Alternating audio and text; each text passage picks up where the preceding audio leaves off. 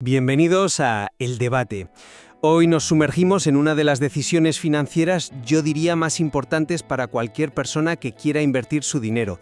La elección entre un fondo de gestión activa, donde un supuesto experto elige las inversiones por ti, y uno de gestión pasiva o indexada, que simplemente, se dedica a replicar el comportamiento de un mercado. Un dilema clásico, la verdad. Por un lado, la promesa del talento, de la experiencia, y por otro, la fría contundencia de las matemáticas y los costes. Exacto. La pregunta que vamos a analizar es si realmente tiene sentido pagar comisiones más altas a un gestor con la esperanza de que supere al mercado. Yo por mi parte voy a defender que la evidencia es, abrumadora. Para la inmensa mayoría de la gente, la estrategia más inteligente, más barata y con mayores probabilidades de éxito es la gestión pasiva. Pues yo, fíjate, voy a plantear una visión algo distinta. Aunque las estadísticas generales son las que son, creo que demonizar toda la gestión activa es un error de simplificación.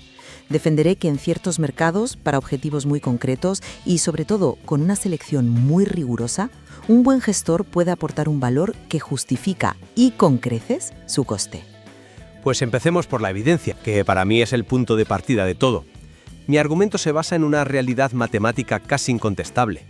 El dato más conocido, y yo diría que demoledor, viene del informe SPIVA, que es básicamente el marcador oficial que S&P publica para ver cuántos gestores activos consiguen ganar a su propio índice de referencia.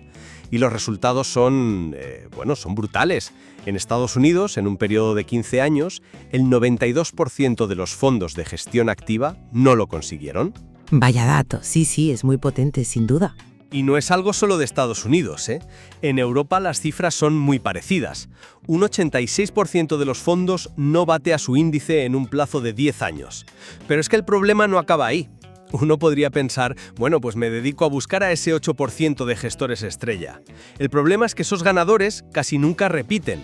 Lo vemos en otro informe, el S&P Persistence Scorecard, que analiza si los gestores que lo hacen bien un año, pues siguen siéndolo al siguiente. Y la respuesta es un no rotundo. Solo un 2,2% de los fondos que están en el primer cuartil de rentabilidad consiguen mantenerse ahí durante 5 años seguidos. Esto sugiere que el éxito a corto plazo se parece mucho más a la suerte que a una habilidad consistente. Claro, los datos agregados son potentes, pero creo que nos estamos perdiendo los matices importantes si nos quedamos solo ahí. Me da la sensación de que se utiliza siempre el mismo martillo para todos los clavos. La crítica se centra casi siempre en el mercado más eficiente, más líquido y analizado del mundo, que es el de las grandes empresas americanas del S&P 500. Ahí, estoy de acuerdo, es casi imposible tener una ventaja informativa duradera.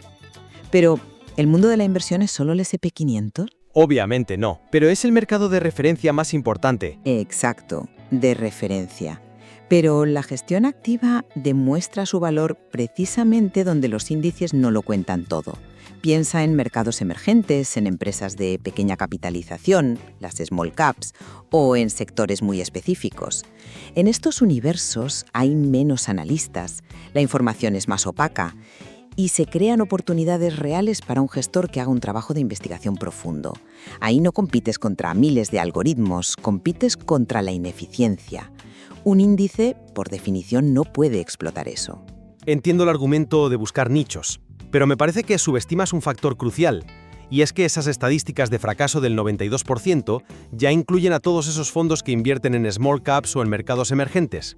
No es que los gestores del S&P 500 fracasen y los de emergentes triunfen, es que la mayoría fracasa en todas las categorías. Y hay un dato que a menudo se olvida y que es aún más grave, el sesgo de supervivencia. ¿A qué te refieres exactamente? Me refiero a que esas cifras del 92% de fracaso son sobre los fondos que han sobrevivido 15 años. La realidad es que casi el 40% de los fondos activos que existían hace 15 años hoy ya no existen. Se han cerrado o fusionado discretamente por su mal rendimiento. Esos muertos no aparecen en la estadística final, por lo que la foto real del fracaso es todavía peor de lo que parece. Que sugerirle a un inversor particular que se ponga a buscar esa aguja en un pajar sabiendo que la mitad del pajar acabará ardiendo, me parece una estrategia muy arriesgada. Entiendo la lógica, pero lo presentas como un ejercicio de rendición al promedio. Y yo creo que el objetivo de un inversor informado no es ser promedio, es buscar la excelencia. La existencia de ese 8% que sí lo consigue demuestra que es posible, aunque sea difícil. Es como decir que, como el 99% de los restaurantes que abren fracasan en 5 años, nadie debería intentar abrir uno excelente. El fracaso de la mayoría no invalida el éxito y el valor de la minoría. No se trata de buscar al azar, sino de hacer un análisis riguroso, entender la filosofía de inversión, la consistencia del proceso, cómo gestionan el riesgo. Y eso me lleva a otro punto. Incluso si aceptamos solo por un momento que puedes identificar a ese gestor excepcional, a ese chef de 3 estrellas Michelin, nos enfrentamos a un problema matemático insalvable, el vampiro silencioso de las comisiones. El impacto a largo plazo es absolutamente devastador. Hagamos un cálculo rápido. Imagina que inviertes 100.000 euros a 30 años. El mercado, a largo plazo, te da un 7% anual.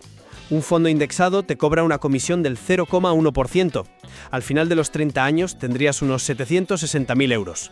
Un resultado fantástico. Desde luego. Ahora, el mismo escenario, pero con un fondo activo que te cobra una comisión del 1,5%, que es bastante habitual. ¿Sabes en cuánto se quedan tus 100.000 euros? En unos 470.000 euros. Hay casi 300.000 euros de diferencia. Es riqueza que se ha transferido directamente de tu bolsillo al del gestor, a cambio, estadísticamente, de un peor resultado. Y eso sin contar los costes ocultos que tiene la gestión activa por su alta rotación de cartera, como las horquillas de precios. Esa pequeña diferencia entre el precio de compra y el de venta que se pierde en cada operación, que pueden añadir fácilmente otro medio punto porcentual de coste no visible. A ver, estoy totalmente de acuerdo en que las comisiones son un lastre, nadie lo niega.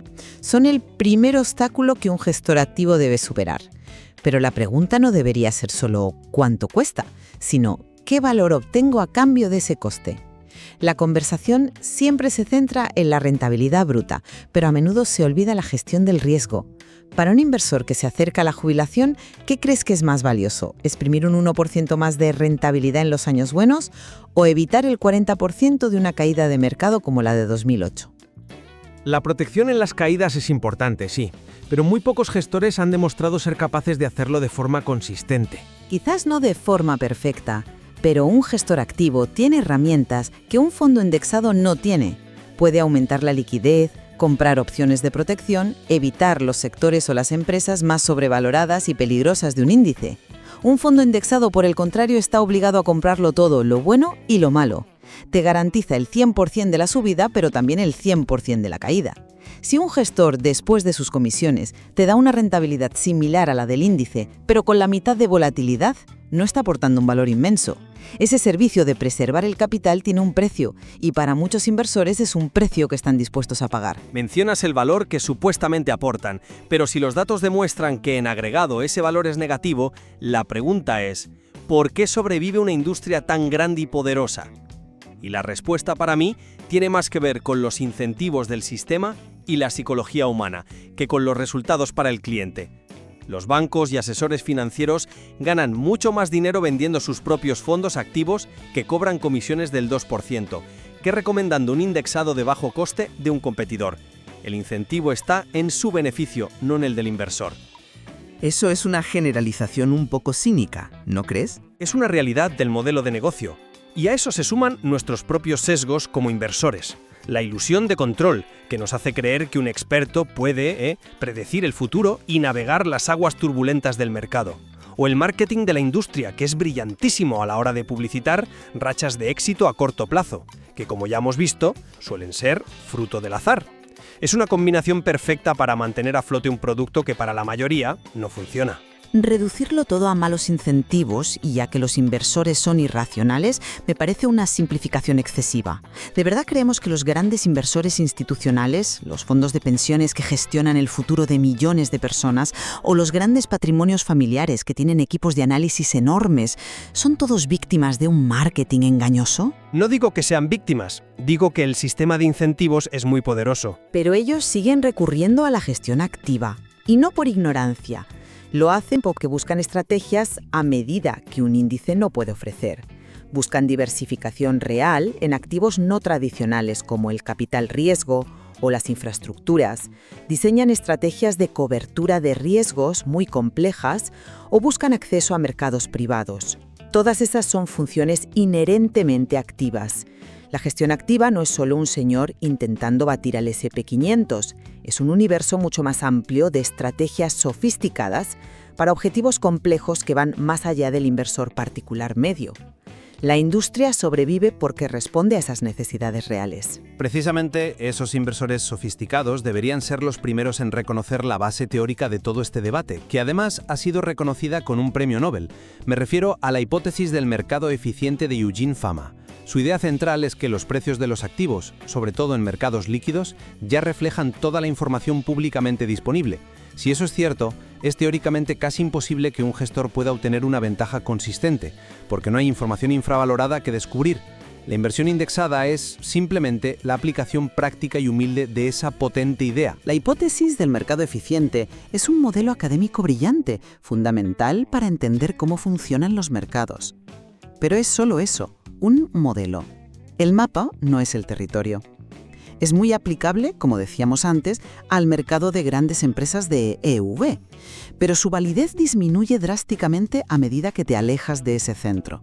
¿Aplicarías con la misma fe la hipótesis de eficiencia al mercado de bonos de alto riesgo de Indonesia o a las empresas de biotecnología de pequeña capitalización en Alemania? La eficiencia es un espectro, de acuerdo, pero la lógica subyacente se mantiene. No lo creo. En esos rincones del mercado, la información es escasa, la cobertura de analistas es limitada y los precios pueden desviarse de su valor fundamental durante largos periodos. Esas son las ineficiencias. Y es precisamente ahí donde un gestor activo, con un análisis fundamental riguroso y un proceso disciplinado, puede generar valor de forma consistente. Descartar toda la gestión activa es asumir que todos los mercados del mundo se comportan como el de Nueva York. Y eso, sencillamente, no es verdad. Resumen, y para ir concluyendo, aunque reconozco que puedan existir nichos de mercado menos eficientes o gestores que por pura estadística lo hagan bien durante un tiempo, la evidencia global es una montaña que no se puede ignorar. Para la inmensa mayoría de los inversores particulares, con objetivos a largo plazo, la elección más racional, disciplinada y con mayor probabilidad de éxito es optar por fondos indexados de bajo coste.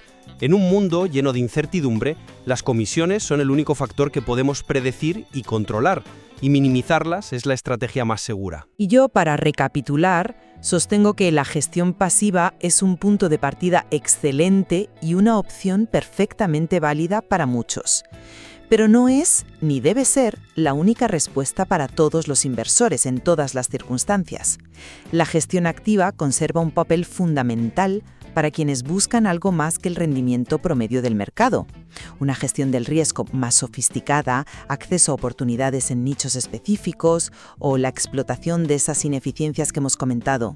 La clave no es descartarla de plano, sino ser extremadamente selectiva y entender muy bien por qué se está pagando una comisión y qué valor se espera recibir a cambio.